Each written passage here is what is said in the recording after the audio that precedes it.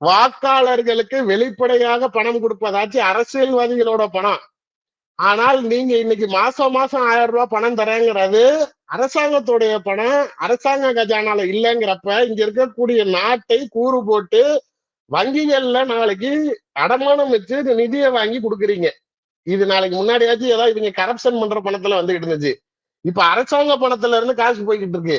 இதுக்கு நாளைக்கு எங்கேயுமே ஒரு நல்ல தீர்வு வராது. பிஜேபி மாதிரியான கட்சிகள் கூட ஆகா இது நல்ல திட்டமா இருக்குதுன்னு அவன் கொண்டு போய் வேற மாநிலத்துல எல்லாம் நாளைக்கு இப்ப பீகார்ல கூட ஏதோ 2000 ரூபாய் தரேன் இருக்காங்க. ஆமா கர்நாடகால 4000 ரூபாய் தரேன்னாங்க.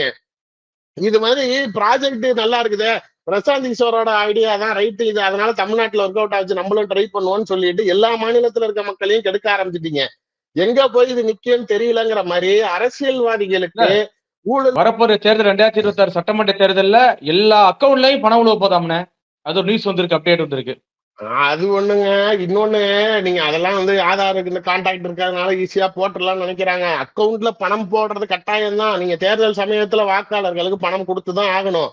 நீங்க பணம் எங்க போய்கிட்டே இருக்குது, ஏலம் ஜாஸ்தி ஆகிட்டே இருக்குது. நீங்க 2000 4000 6000 8000 கடைசியா அந்த பிம்பிளிக்கு பிளாப்பு எப்ப தெரியுமா வரும்? மொத்தமா தமிழ்நாடு கஜானா காலியாகி கடன் இங்க முழுகி இருக்கிறவன் எவனுமே நாளைக்கு தொழில் பண்ண முடியாம இங்க இருக்கிறவங்க பீகாருக்கு பெட்டி தூக்கிட்டு போடாங்கிற நிலைமையிலதான் இங்க நாளைக்கு மக்கள் நாளைக்கு திருந்துவான். இல்லைன்னா இது ஏலம் விட்டுக்கிட்டு இது ஏறிக்கிட்டே தான் போய்கிட்டு இருக்கோம். தமிழ்நாட்டில் வாழக்கூடிய சூழ்நிலை இல்லைன்னு இங்க நாளைக்கு எல்லாரும் இழந்து நாளைக்கு வேற இடங்களுக்கு மாறுற நிலைமை வர வரைக்கும் இவங்க கொண்டு போய் தெருல நிப்பாட்டிடுவாங்க. இது நாளைக்கு நல்ல கண்ணோட்டமான்னு பாத்துக்கோங்க.